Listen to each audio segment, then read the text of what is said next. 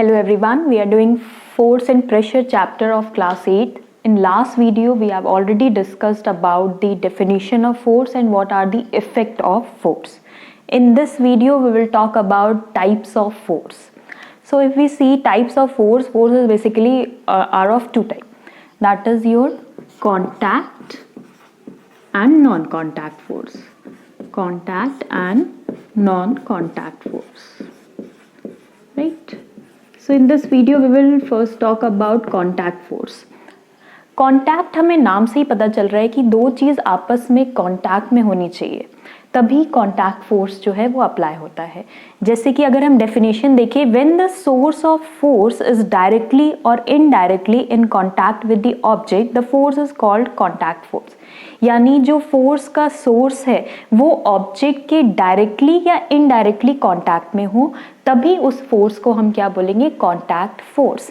यानी कोई एक ऑब्जेक्ट जो फोर्स लगा रहा है और जिस ऑब्जेक्ट पे लगा रहा है दोनों को कॉन्टैक्ट में होना ज़रूरी है and that type of force is known as contact force. यानी दो ऑब्जेक्ट आपस में कॉन्टैक्ट में होना ज़रूरी है तभी वो फोर्स क्या कहलाएगा, कॉन्टैक्ट फोर्स कहलाएगा. If we see the examples, जैसे कि अगर if we are throwing a ball, ठीक है, तो हम अपने हाथ का यूज़ कर रहे हैं. यानी फोर्स कौन लगा रहा है, हमारा हाथ लगा रहा है on a ball, that is the object. ठीक है, तो जो सोर्स है फोर्स का वो ऑब्जेक्ट के कांटेक्ट में था तभी वो फोर्स अप्लाई हुआ, तो that force is a contact force. और यही एग्जांपल है आपका मस्कुलर फोर्स का भी. ठीक है, कांटेक्ट फोर्स जो है वो दो टाइप के होते हैं. दैट इज योर, अगर एग्जांपल की बात करें, muscular force and force of friction, that is your contact force. यानी दो ऑब्जेक्ट जब कॉन्टैक्ट में होगा तभी मस्कुलर फोर्स या फोर्स ऑफ फ्रिक्शन जो है वो अप्लाई होगा. ठीक है, चाहे डायरेक्टली या इनडायरेक्टली. अगर हम मस्कुलर फोर्स की बात करें, जैसे अभी मैंने एग्जांपल बताया कि आपने if you throw a ball through your hand, what is happening, जो सोर्स है फोर्स का दैट इज योर हैंड.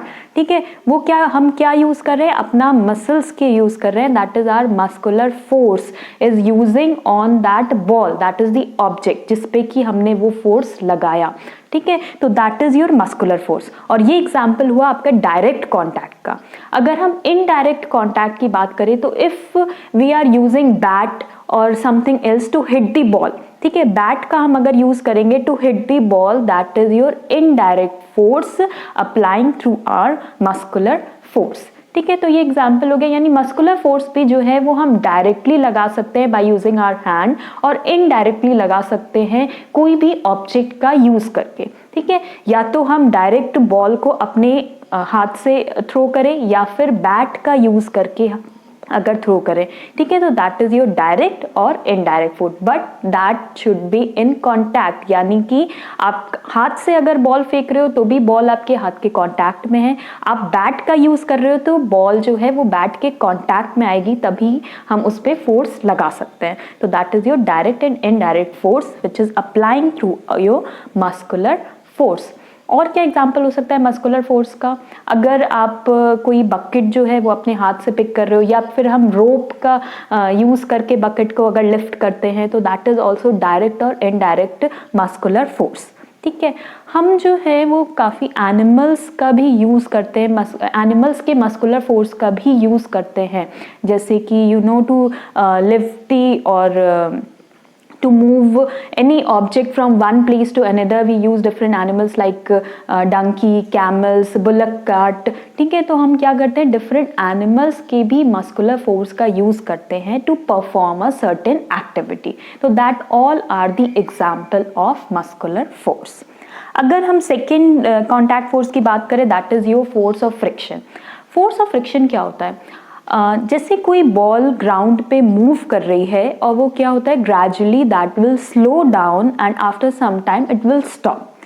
या फिर अगर हम सेकेंड एग्जांपल देखें कि आप बाइसिकल राइड कर रहे हो and when you stop pedalling what will happen, आपकी स्पीड जो है वो डिक्रीज हो जाती है और फिर आफ्टर सर्टेन टाइम बाइसिकल जो है दैट विल स्टॉप. ऐसा क्यों हो रहा है? That is because of force of friction only. अगर बॉल का एग्जाम्पल देखें, बॉल जब ग्राउंड पे मूव कर रही थी तो कुछ टाइम के बाद उसकी स्पीड धीरे हो गई और वो स्टॉप हो गई, यानी ग्राउंड और बॉल के बीच में कोई फोर्स लग रहा था जिसने उस फोर्स के मोशन को रोक दिया। That force is known as friction force और फोर्स ऑफ फ्रिक्शन। बॉल जब सरफेस के कांटेक्ट में थी तभी ये फोर्स लगा, तो पहली चीज तो अप्लाई हो गई, that is the contact force. ठीक है, तो जब जो दो ऑब्जेक्ट कांटेक्ट में होंगे तभी फ्रिक्शन फोर्स अप्लाई होगा। सेकेंड, अगर हम फ्रिक्शन फोर्स की डेफिनेशन की बात करें, फ्रिक्शन फोर्स जो है हमेशा मोशन के अपोजिट डायरेक्शन में लगता है। दैट अपोजेस द मोशन, यानी कि मूविंग ऑब्जेक्ट के मोशन को जो अपोज करता है उस फोर्स को हम फ्रिक्शन फोर्स बोलते हैं। जब दो ऑब्जेक्ट आपस में कांटेक्ट में आती है, यानी कोई ऑब्जेक्ट है और सरफेस के कांटेक्ट में आ रही है और उसके मोशन को जो फोर्स रोक रहा है, अपोज कर रहा है, उसी फोर्स को हम फ्रिक्शन फोर्स बोलते हैं। इसी वजह से बॉल जब मूव करती है ग्राउंड में तो after some time it will stop due to the friction force which is acting between the surface and the ball. आप रोड पे अगर गाड़ी चला रहे हो तो क्या होता है, टायर और रोड के बीच में भी जो फोर्स लगता है दैट इज फ्रिक्शन फोर्स। ठीक है, तो these all are the example of your force of friction. तो फोर्स ऑफ फ्रिक्शन क्या है? हमेशा मोशन के अपोजिट डायरेक्शन में लगता है। That opposes the motion, motion को रोकता है, रेजिस्ट करता है। ठीक है, तो that is the definition of your force of friction, and all this both of these are the example of your contact force, यानी कि सोर्स जो है फोर्स का वो ऑब्जेक्ट के कांटेक्ट में होना जरूरी है, तभी ये कांटेक्ट फोर्स लगता है। In next video we will talk about the non-contact force and different types of non-contact force. Thank you.